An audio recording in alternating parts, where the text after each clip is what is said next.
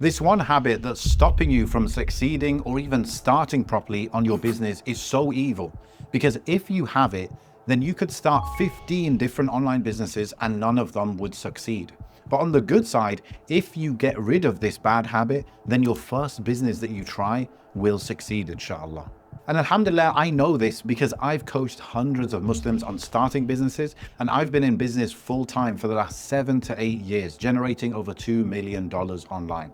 So I know this habit, a lot of people do it, and we need to kill it together. So in this video, I'm going to tell you what this hidden, almost secret habit is, why you do it, but then of course I'm going to give you 4 or 5 ways that you can stop it in its tracks and go on to succeed in your business. Make your first $100, $1,000, go full time, keep it part time, whatever you want.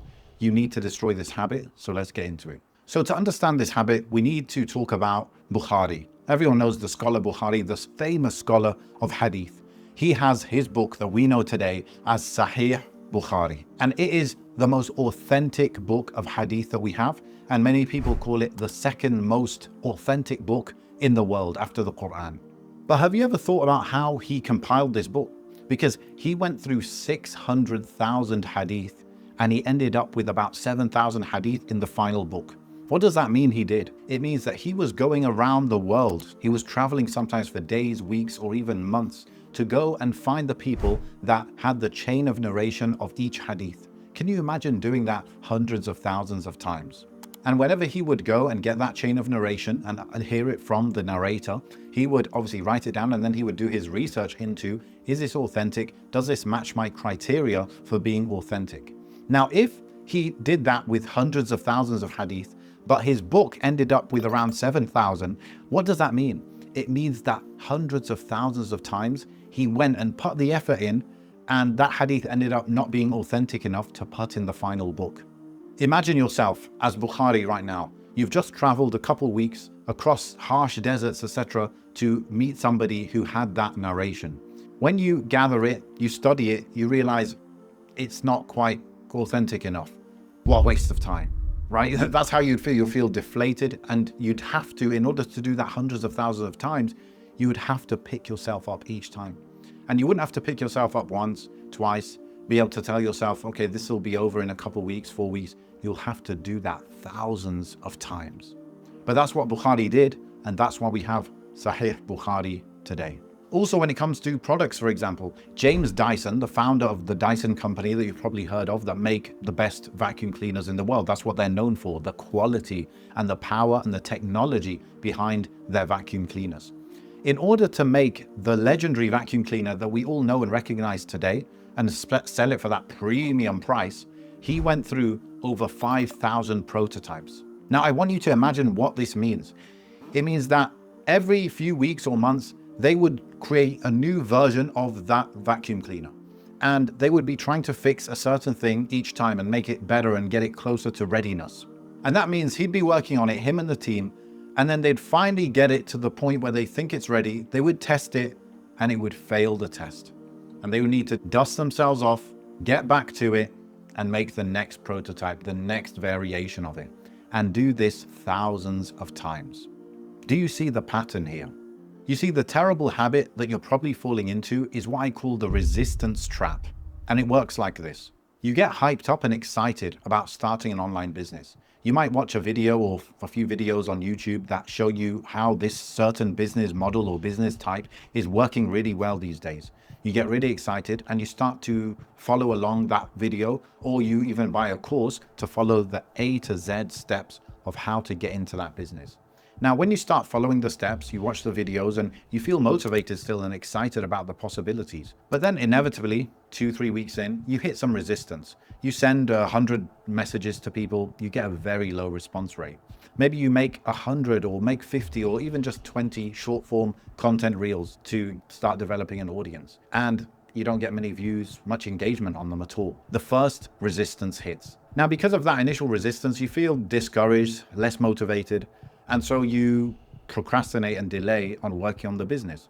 Maybe a few weeks go by and you don't really work on it. Life takes over. You're not that driven anymore. But then eventually you remember your dreams of having this online business, be able to work from anywhere in the world, etc.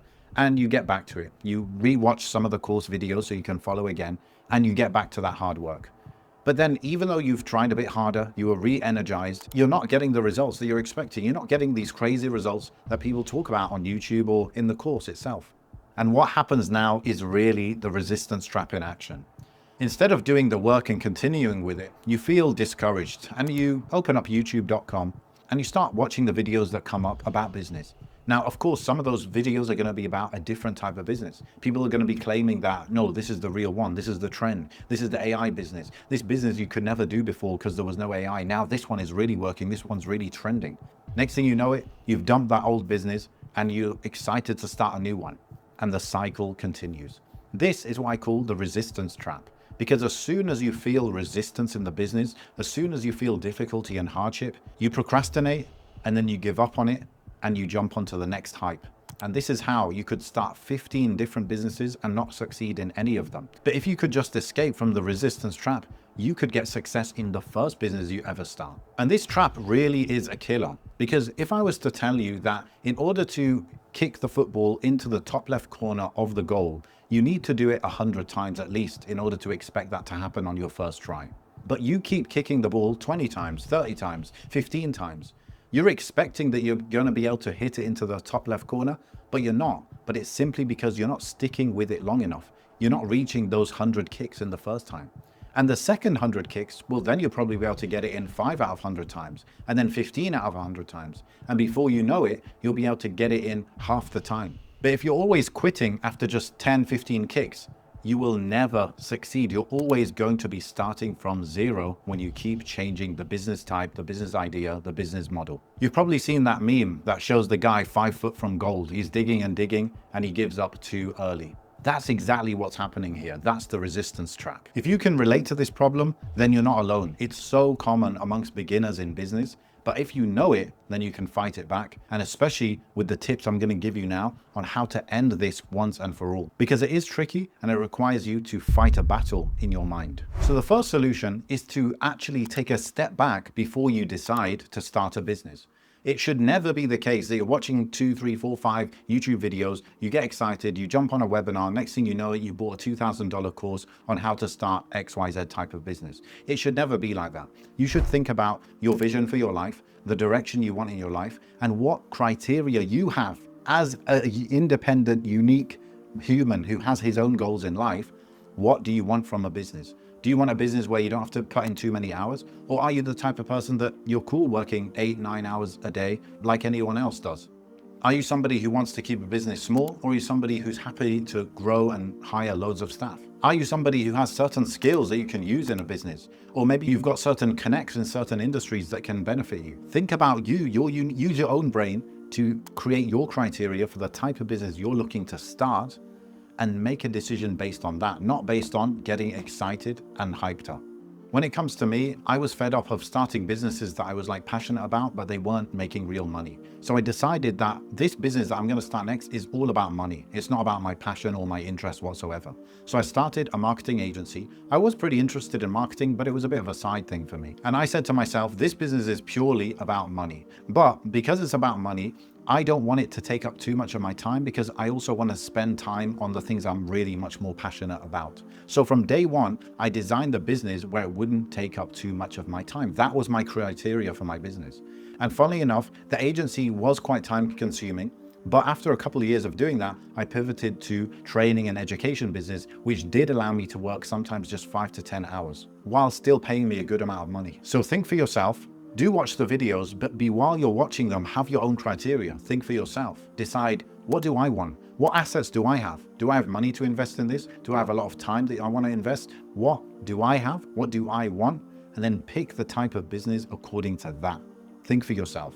The next solution is to lock in commitment for a certain amount of time. When me and my business partners would always have our 90-day meetings where we would set out the vision and the strategy for the next 90 days, we would have at the top of our Google Doc, do not change niche. Because we understood the power of sticking to one niche, one business idea, one audience for months and months and months. Because you keep learning more about the target audience, what they want, what language they use, and how you can best help and serve them. Therefore, you get better at it. But every time you change niche, you change audience, you change business model, you're starting from zero. It's like with the gold mine meme, where the guy is nearly at gold, and then he walks back up and he starts digging somewhere else from scratch. So we always had it in that document, do not change niche.